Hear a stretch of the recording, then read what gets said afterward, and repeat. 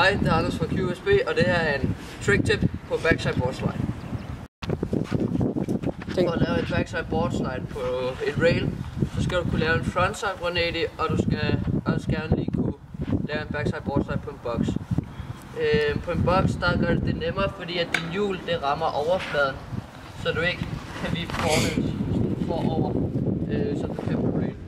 Men det er egentlig det samme, altså når du skal op på det, så kan du skråt ind imod det, eller i stedet for lige det lettere skråt.